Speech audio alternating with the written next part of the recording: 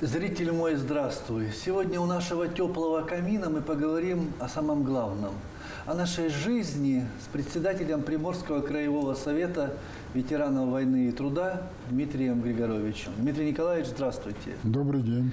Приморье – ваша судьба? Вот прям вся жизнь здесь? Наверное, так надо сказать. Тут я родился, тут я крестился, тут я учился, тут я служил, тут я работал. И тут занимаюсь и ветеранскими делами. И тут я работаю, и тут я работаю. Да. А где вы родились? Я родился в поселке Липовцы Октябрьского района. Значит, шахтерский поселок в свое время был.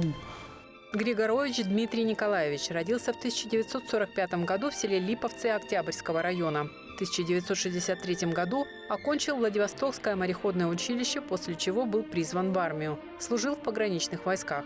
Будучи сержантом срочной службы, был назначен на должность заместителя начальника заставы. В 1972 году окончил Дальневосточный институт рыбного хозяйства по специальности инженер-экономист. С 1967 года работал инструктором райкома КПСС, первым секретарем райкома ВЛКСМ, секретарем райкома КПСС Хасанского района. С 1986 года председатель Ольгинского райисполкома Приморского края. В 1990-93 годах являлся заместителем председателя, а затем председателем Приморского краевого совета народных депутатов. Награжден медалями за трудовое отличие и ветеран труда. С 2010 года председатель Приморского краевого совета ветеранов войны, труда, вооруженных сил и правоохранительных органов.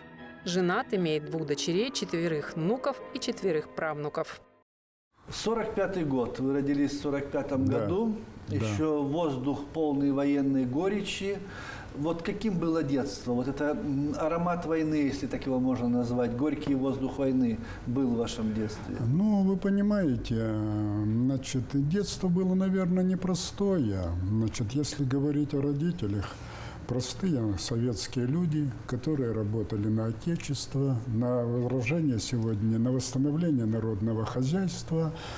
Значит, нас 5 детей, 4 сестры и я. Прелесть. Значит, Прелесть.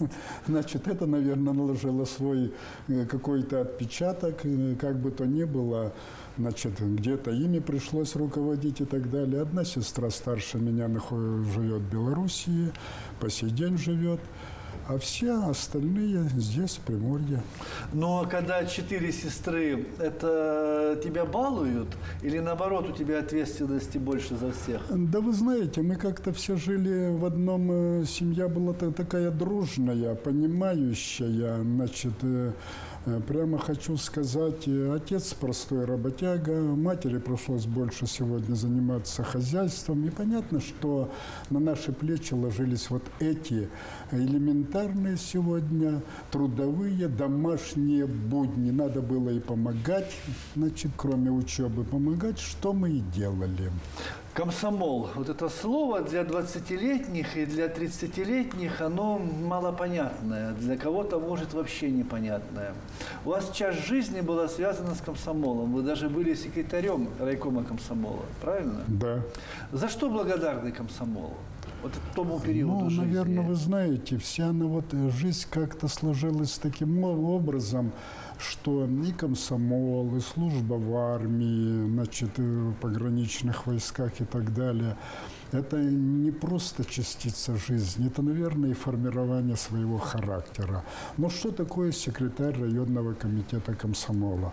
Вполне взвешивали на себя вот те задачи, которые стояли перед государством, перед страной, перед молодежью, брали на себя уже в детстве, или будем так говорить, в юности, вот ту ответственность за судьбу нашего государства и так далее.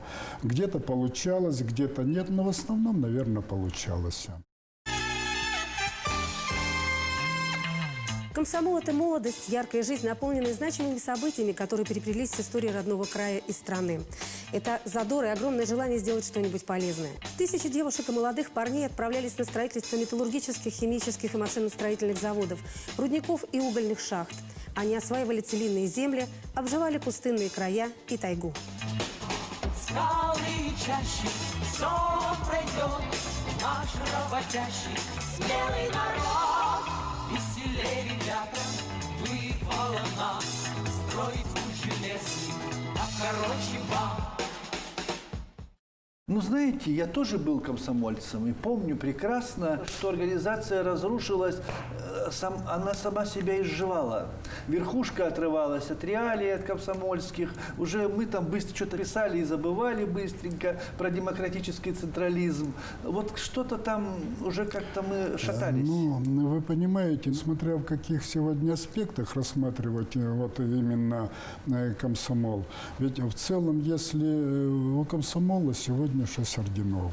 За что сегодня эти ордена? Это же не просто так давали. В первую очередь сегодня комсомол занимался большим воспитательным процессом. Значит, занимался сегодня, будем так говорить, поднятием молодежи на ударные дела. Берем сегодня всесоюзные комсомольские стройки. От Целины до БАМа. Да, конечно, понимаете. И, конечно, это была частица сегодня. И в то же время, как бы мы не хотели говорить, значит, комсомол там изживал и так далее. Комсомол – это была стройная система работы с подрастающим поколением. К сожалению, чего сегодня нет. Но я думаю, что мы потом, может быть, как-то коснемся еще и сравним вот эти вот вопросы. А в целом это организация, которая еще раз формировала личность. Когда день рождения комсомола, Дмитрий Николаевич? 28 октября. Для вас это праздник сегодня? Значит, вы понимаете, это и праздник, и скорбный день. Значит, для меня, вот если в целом сегодня взять, если я вот так вот, когда выхожу на этот праздник, и когда начинаются эти поздравления и так далее, в этот день, 28 октября, был разогнан Краевой совет народных депутатов. В Приморском крае закончилась советская власть.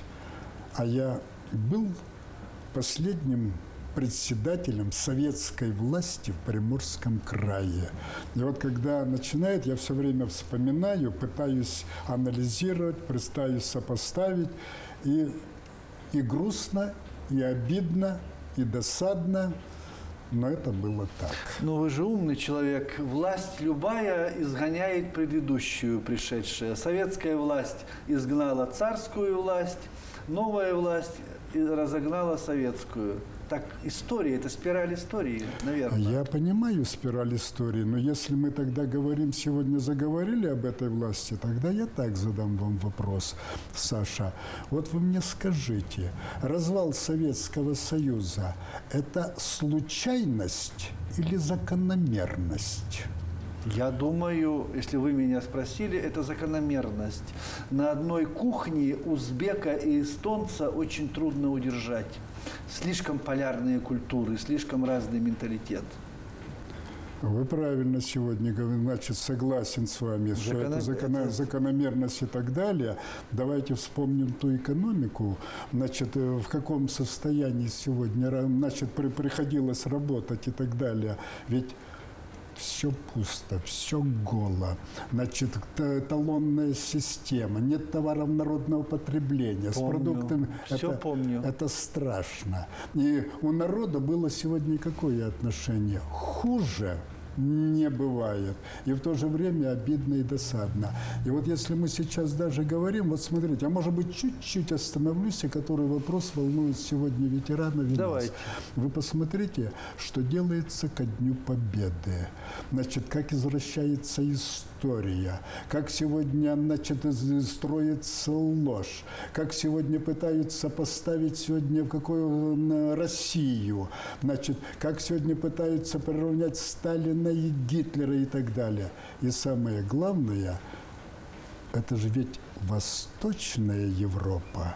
Это наши союзные республики и наш социалистический лагерь.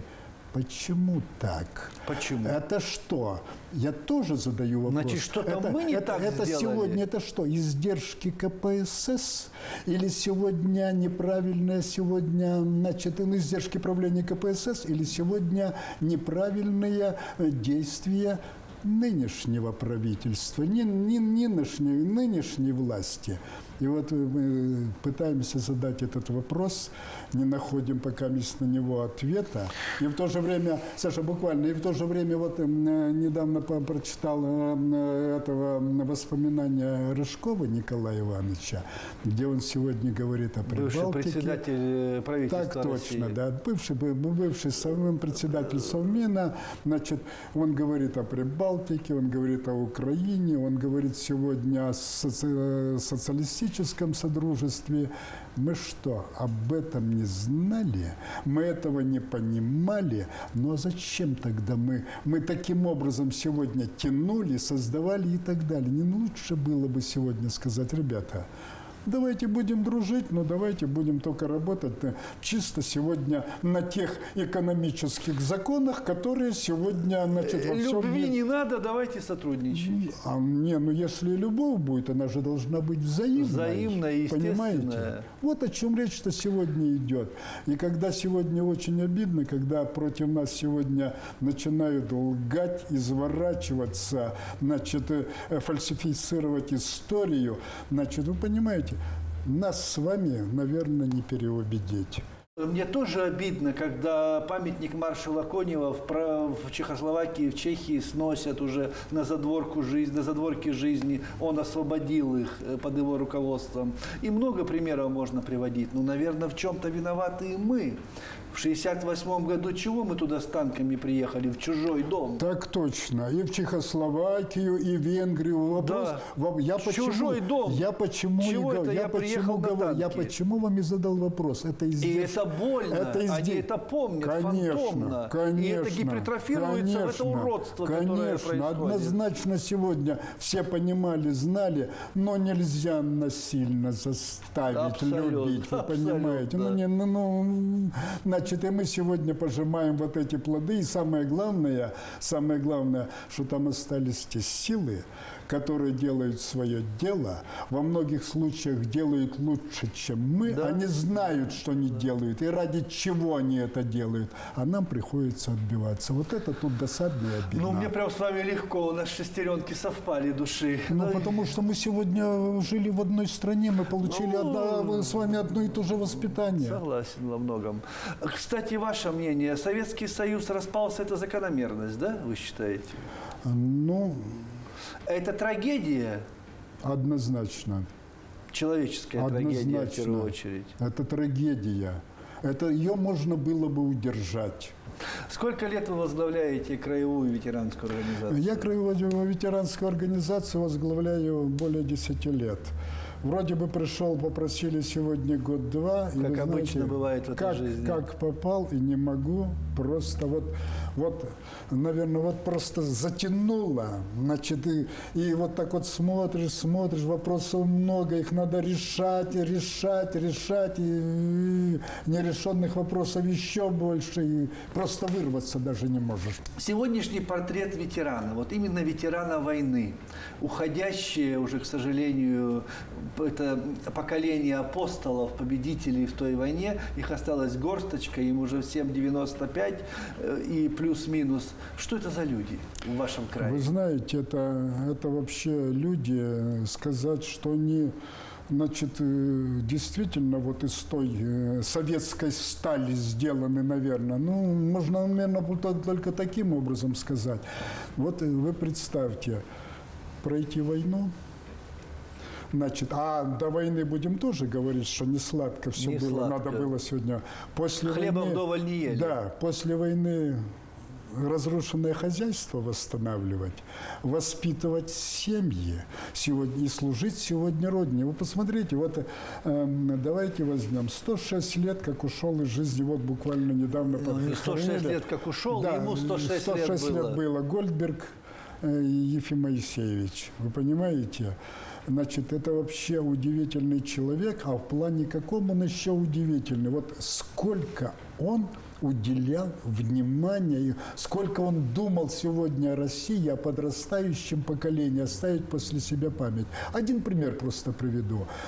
Ему 100 лет. Ко мне обращается средняя школа 46 и говорит: Дмитрий Николаевич, вот у нас мероприятие к Дню Победы.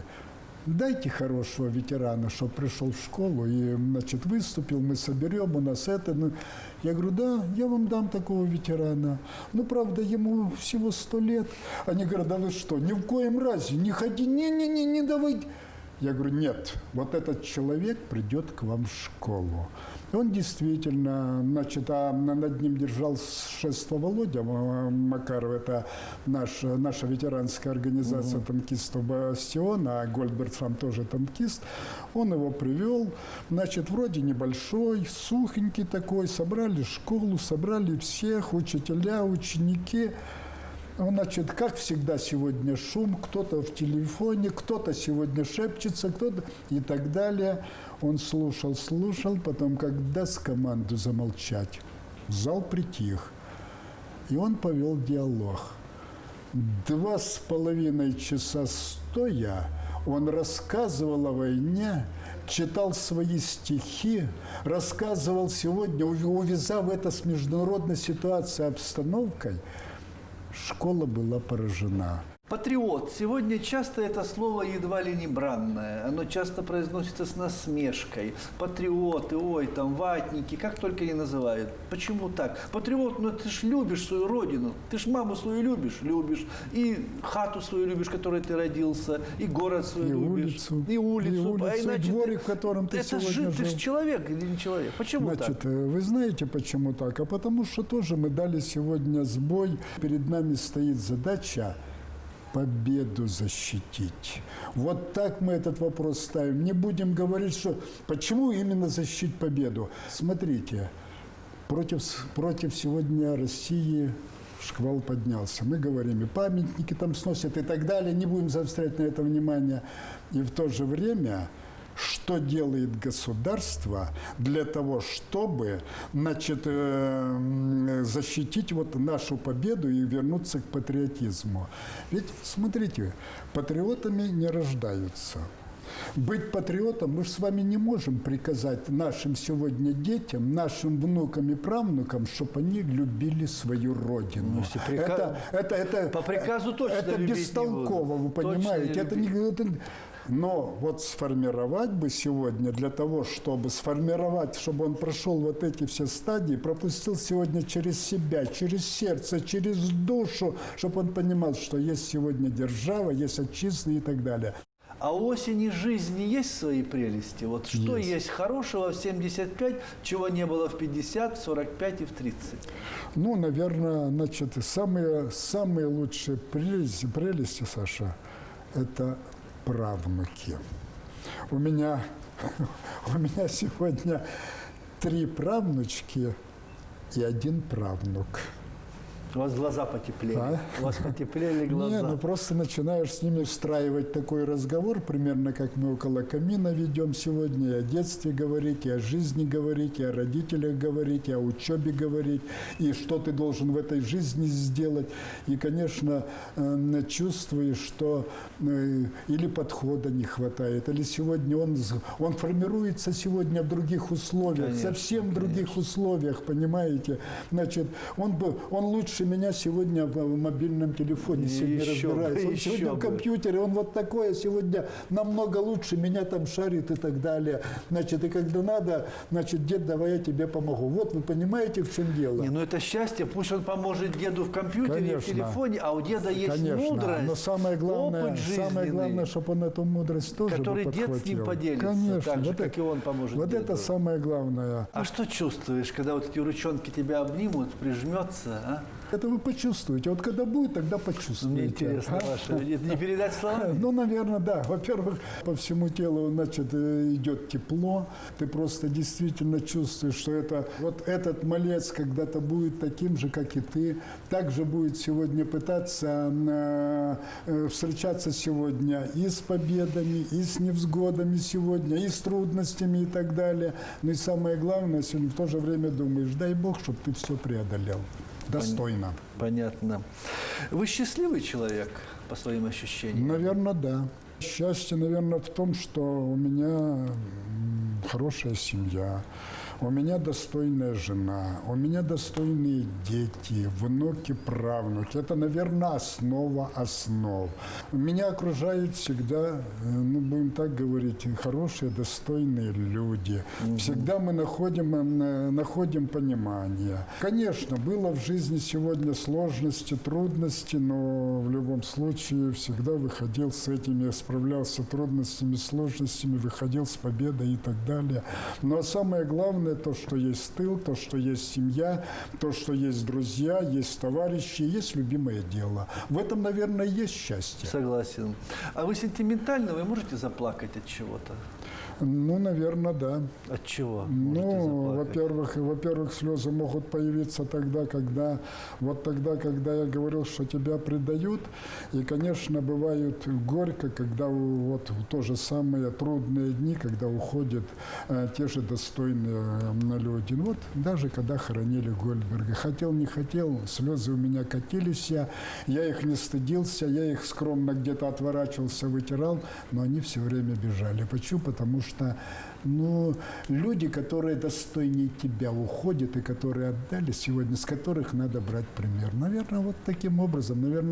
Наверное, и вы точно такой же, и вы, наверное, точно так. Не можете же вы быть сегодня таким железным, стеклянным или бетонным, что сегодня ничем не пробьешь. Ну, Конечно. Мы все живые люди. все живые люди, да. Ваша любимая песня? Я бы, наверное, назвал «Катюшу». Почему «Катюшу»? Вы знаете, сразу отвечу.